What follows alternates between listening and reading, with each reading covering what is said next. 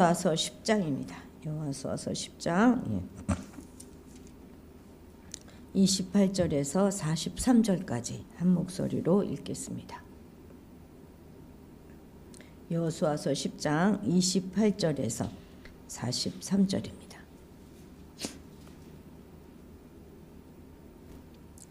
그날에 여호수아가 막게다를 취하고 칼날로 그 성읍과 왕을 쳐서 그 성읍과 그 중에 있는 모든 사람을 진멸하여 바치고 한 사람도 남기지 아니하였으니 막게다 왕에게 행한 것이 여리고 왕에게 행한 것과 같았더라.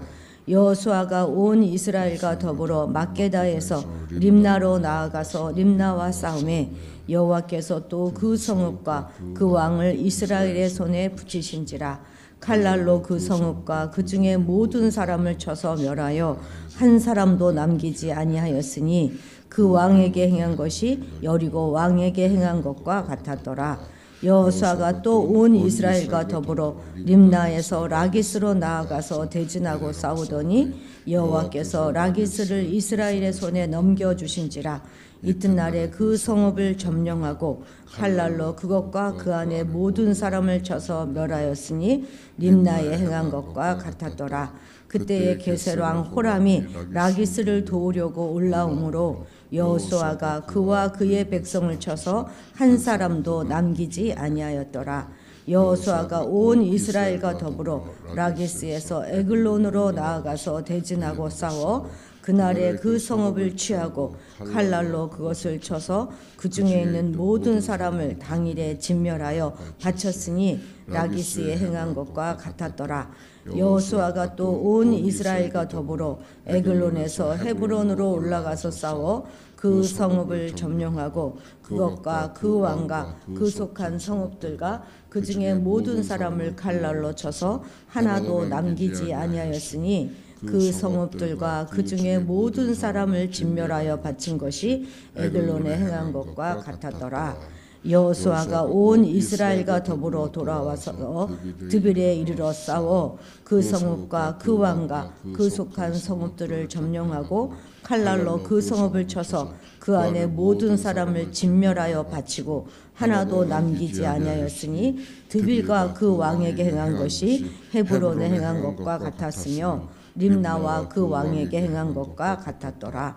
이와 같이 여호수아가 그 온 땅 곧 산지와 네겝과 평지와 경사지와 그 모든 왕을 쳐서 하나도 남기지 아니하고 호흡이 있는 모든 자는 다 진멸하여 바쳤으니 이스라엘의 하나님 여호와께서 명하신 것과 같았더라. 여호수아가 또 가데스 바네아에서 가사까지와 온 고셋 땅을 기브온에 이르기까지 치매 이스라엘의 하나님 여호와께서 이스라엘을 위하여 싸우셨으므로 여호수아가 이 모든 왕들과 그들의 땅을 단번에 빼앗았으니라. 여호수아가 온 이스라엘과 더불어 길갈 진영으로 돌아왔더라. 아멘. 아멘. 여기 앞에 지도 프린트 하나 해놨거든요. 그거 보시면서 좀 나오는 성읍들을 동그라미 쳐보시면 좀 도움이 될 것입니다.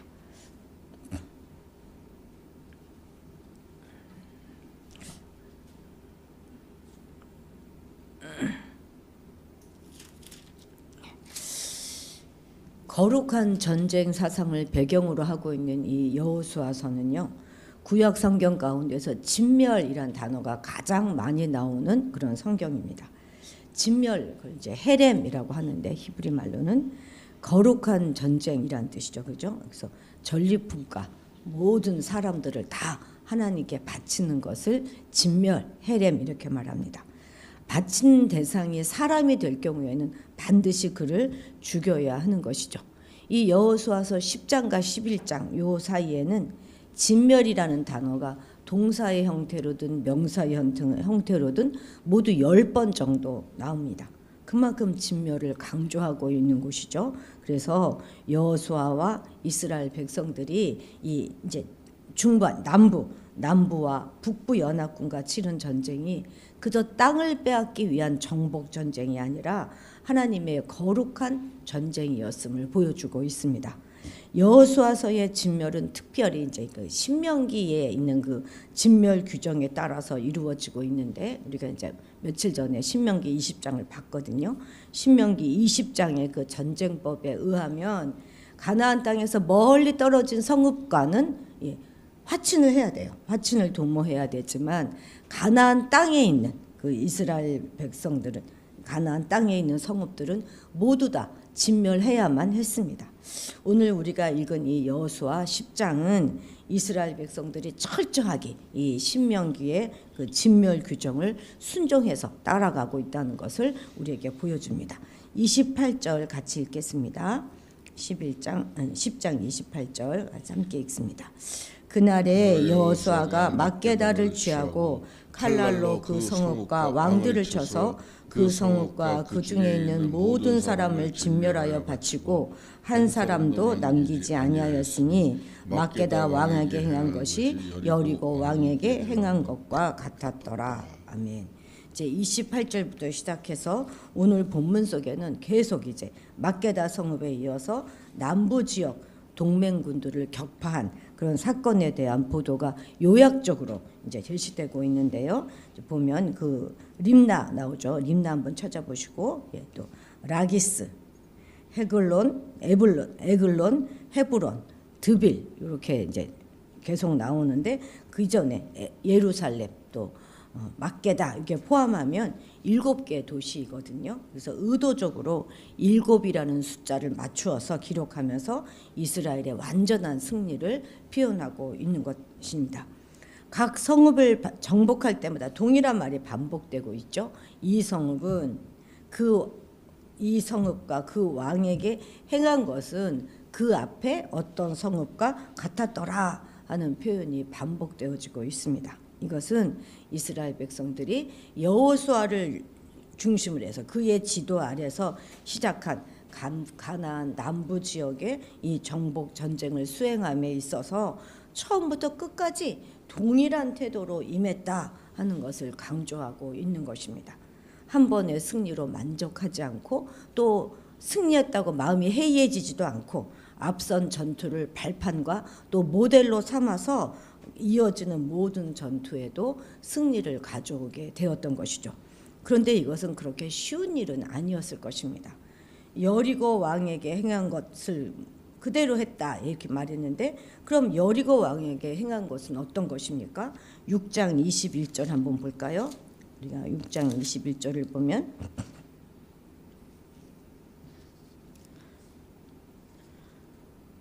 한번 읽겠습니다. 그 성 안에 있는 모든 것을 온전히 바치되 남녀노소와 소와 양과 나귀를 칼로 멸하니라. 이것이 바로 여리고 성에게 했던 방법인 것이에요. 성 중에 있는 모든 것을 다 멸해. 남녀와 우양과 가축, 나귀 이런 모든 것들을 칼날로 멸하는 것이었어요. 아무리 죄로 관영한 도시였다 하더라도 젖먹이와 부녀자, 노인들까지 전부 다 일일이 칼로 벤다는 것이 쉬운 일이었겠습니까? 그런데도 이스라엘 백성들은 이해하기 어렵고 감당하기 불편하고 때로 너무나 하기 싫은 그 일들을 처음부터 끝까지 변함없이 수행하고 있었던 것입니다. 하나님께서 우리 성도에게 요구하는 것이 굉장히 위대한 것, 어마어마하게 큰 것, 많은 것, 남다른 어떤 것들을 요구하는 것이 아니라 그 목소리에 순종하는 한결같은 태도를 원하시는 것입니다. 때로 그것이 우리의 본성을 거스르는 것일 수도 있고 하기 싫고 귀찮고 너무너무 하기가 괴로운 것일 수도 있어요. 그러나 그런 것들을 묵묵히 이겨내고 처음부터 끝까지 시작할 때의 그 마음, 초심 그대로 하나님의 명령을 실천하는 것, 그것을 하나님은 원하시는 것입니다. 근데 사실 우리가 우리 자녀들에게 원하는 것도 바로 그런 거 아니겠습니까? 아버지께서도 우리에게 원하시는 그것이 바로 한결같은 순종이라는 것입니다. 뜨겁다 차워, 뜨겁다 식었다, 업앤다운을 반복하는 그런 것이 아닌 순종하는 자에게 하나님께서 약속해 주신 그런 순종의 축복을 허락해 주실 것입니다. 우리 29절 같이 읽겠습니다.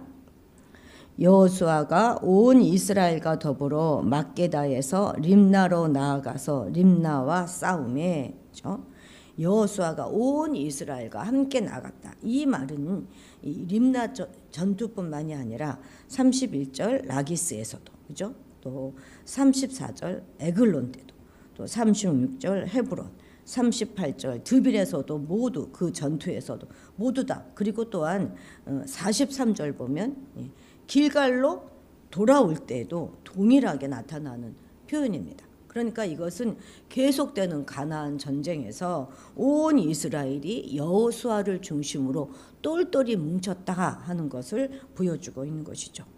아무리 대단한 군사력을 가진 군대라 하더라도 내부적인 그 힘의 결속이 유지되지 못해서냐 모래알 같이 흩어지고 나면 전투 한 번 제대로 치우지 못하고 패배하게 되어 있어요. 우리가 어제도 보았지 않습니까? 5개 도시 연합군들을 결성했지만 여호수아 군대를 당하지 못하고 다 흩어지고 말았습니다. 그래서 그 왕들은 어떻게 되었어요? 목이 밟혀 죽고 그 시체는 그냥 동굴에 던져지고 말았지 않습니까? 다 그 이유가 그 내부적인 결속이 되지 않았기 때문인 것이죠. 예수님께서도 참으로 보잘것없는 그 제자들을 이 지상에 남겨주면서 승천하시기 전에 마지막으로 드린 하나님 앞에 제사장적 기도에서 뭐라고 기도하셨습니까? 하나님께 우리와 같이 저들도 하나가 되게 해 주십시오. 이렇게 기도하셨어요. 하나 되는 그것이 얼마나 중요한 것인지 아시겠죠? 그래서 성도들은 같은 마음을 품고 같은 말을 해야 하는 것입니다. 이렇게 온전히 합하게 하시는 것, 그것이 바로 우리 사람들끼리는 할 수 없어요. 성령이 하시는 일이죠. 그리고 성도들은 이렇게 성령이 하나 되게 하신 이것을 힘써서 애써서 지켜야 하는 것입니다. 이제 우리 교회도 임직자들이 세워지고 그들로 이 교회의 일꾼들이 세워지게 될 것입니다. 아무리 우리가 대단한 일꾼을 세운다 하더라도 각자 자기 주장만 한다면 오히려 배가 산으로 가는 그런 격이 되겠죠. 제가 지난번 언젠가 말씀드렸던 것처럼 서로에 대한 믿음의 의리를 지키는 것, 그것이 정말 중요합니다. 의리의 동지가 돼야 돼요. 서로 나보다 다른 사람들을 더 훌륭하다, 더 낫다 이렇게 여기고 다른 사람들의 의견을 존중하는 그런 양보의 미덕과 또 목회자의 지도를 겸손히 수용할 수 있는 그런 겸손함을 통해서 그리스도의 몸된 교회는 더욱더 든든히 세워져 나가게 될 것입니다. 31절 같이 읽어볼까요? 여호수아가 또 온 이스라엘로 더불어 림나에서 라기스로 나아가서 대진하고 싸우더니 이제 림나를 점령한 이후에 여호수아는 라기스로 행했습니다. 라기스는요 주전 2000년대부터 가나안의 주요 도시국가 중에 하나로 알려져 있었던 그런 큰 도시입니다. 그런데 이미 라기스 왕과 그의 군대는 파멸당했잖아요. 그 5개 연합군 중에 하나였단 말이죠. 그래서 왕도 다 죽임을 당했습니다. 그래서 아마도 이 라기스 성은 무방비 상태였을 것입니다. 그래서 결국 이 라기스 성은 32절에 보면 이틀 만에 그냥 점령당합니다.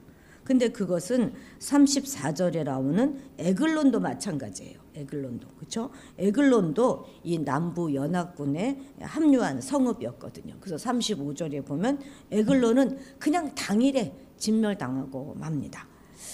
악인들의 연합은 반드시 이렇게 하나님의 징계를 받는다 하는 것을 우리들 여기서 이제 볼 수 있는 것이죠. 자, 33절도 같이 읽어볼까요? 그때에 게세랑 호람이 라기스를 도우려고 올라오므로 여호수아가 그와 그의 백성을 쳐서 한 사람도 남기지 아니하였더라. 아멘. 예. 바로 이때 이제 라기스 성읍을 도우려고 이제 지원군을 이끌고 게셀왕 호람이 올라옵니다.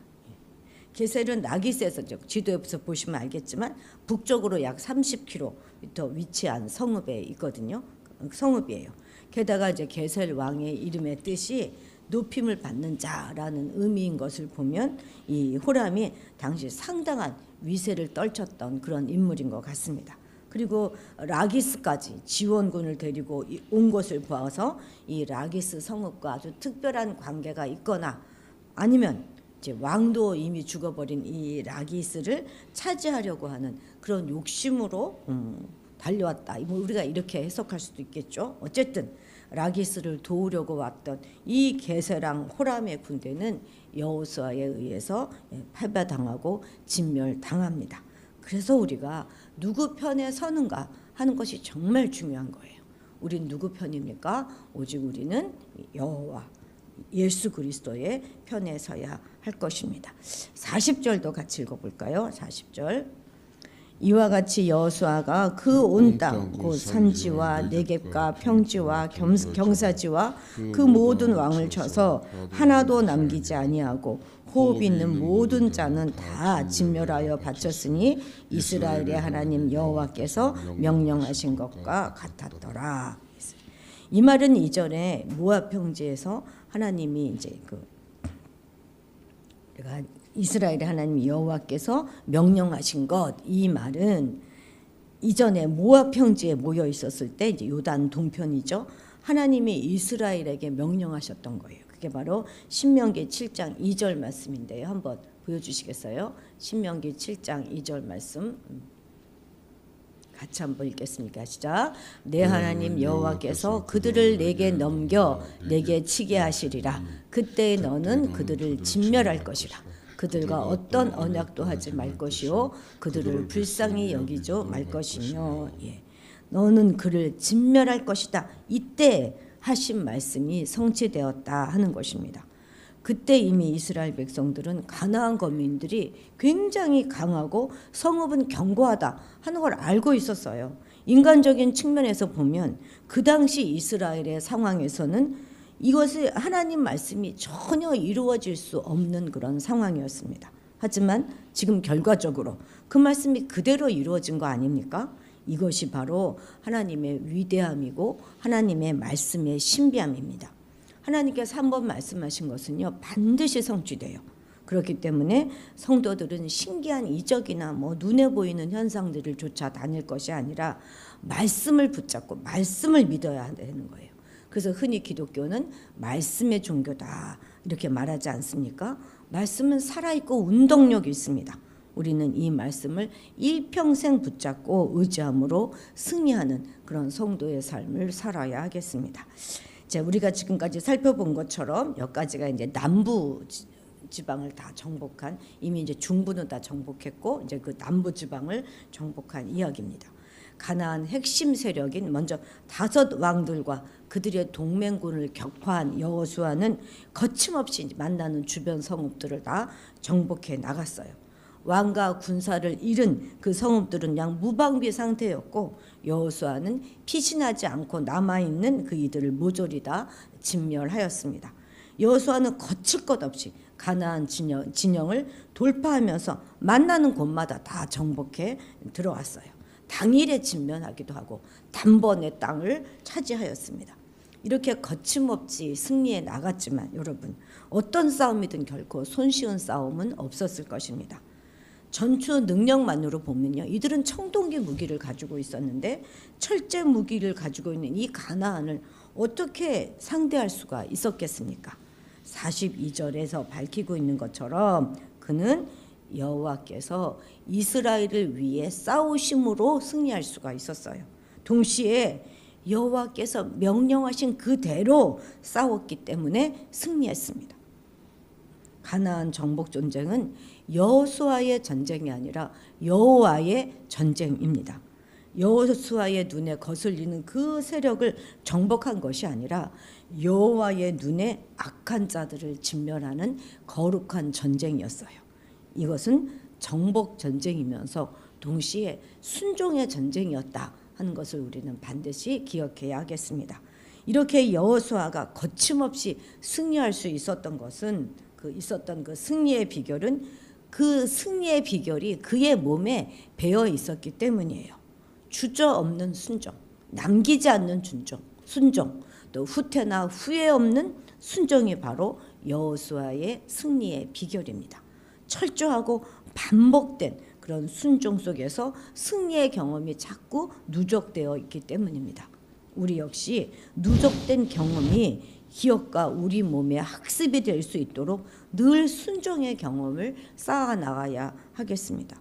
순종이 우리 몸에 배워야 하는 거예요. 그것보다 더 큰 훈련은 없습니다. 그러면 하나님께 대한 순종을 우리가 어떻게 훈련하고 연습해 나갈 수 있겠습니까? 그것은 바로 우리 주변의 사람들에게 순종하는 것으로서 훈련할 수 있는 것입니다. 작은 일이건 큰 일이건 그것이 하나님의 말씀에 크게 위배되는 것이 아니라면 기꺼이 함께하는 것부터 시작해야 되는 거예요. 주변에 우리 성도들끼리도 마찬가지고 또 남편이나 또 윗 어른들도 그렇고 좀 그렇게 그런 것이 바로 순종의 훈련입니다. 제가 얼마 전에 송구 영신 예배 때 받은 말씀을 밴드에 한번 올려봅시다 이렇게 글을 올렸습니다. 댓글로 이렇게 쭉 달아보세요 했는데 그러면 착착 순종하고 올리는 맛이 좀 있어야 하는데 단 2사람이 올렸더라고요. 안 보셨을 수도 있겠지만 죄송합니다만 저는 착 제가 클릭해 보면 이 글을 누가 읽었구나 하는 명단을 제가 확인해 볼 수 있습니다. 10명이 보았는데 말입니다. 작은 일인데 이렇게 합시다 라고 말하면 다 이렇게 순종하고 함께하는 그런 훈련이 되어야 할 것이라고 저는 생각합니다. 제가 이제 날마다 요즘은 거의 매일 만나서 이제 공부를 가르치고 있는 아이가 하나가 있는데 뭐라고 말을 하면 아니요부터 합니다. 아니요, 싫은데요, 싫어요. 이 말부터 우선하고 봅니다. 참 그런 습관은 나쁜 습관인 것 같아요. 무조건 예스맨이 되어서도 안 되겠지만 앞에서 인도하는 리더나 그 지체들의 의견에 기쁨으로 동참하는 것, 그것부터 시작했으면 참 좋겠습니다. 그런 우리의 태도가 우리 자녀들에게도 영향을 끼쳐가지고 긍정적이고 적극적으로 하나가 되는 일에 앞장서는 그런 아이들로 길러지게 될 것입니다. 무슨 말하면 그게 아니고 이렇게 말로 시작하는 우리 주변의 사람들 참 많이 있지 않습니까? 그것이 바뀌어야 돼요. 순종으로 훈련된 사람, 그 사람이 다음 시즌에 리더로 세워지는 것입니다. 순종이 우리 몸에 체질화되어지는 여러분들이 되시기를 축복합니다. 기도하시겠습니다.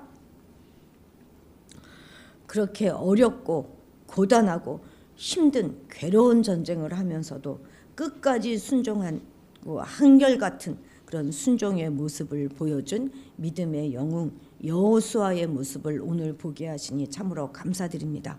우리도 순종이 우리 몸에 배이게 하옵소서.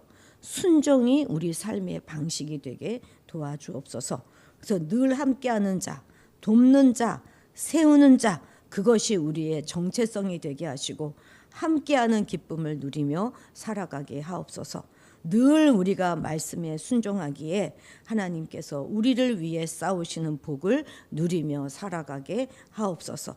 성령이 하나 되게 하신 그것을 애써 지켜나가는 우리가 되게 도와주옵소서. 감사드리며 예수님의 이름으로 기도드렸습니다. 아멘.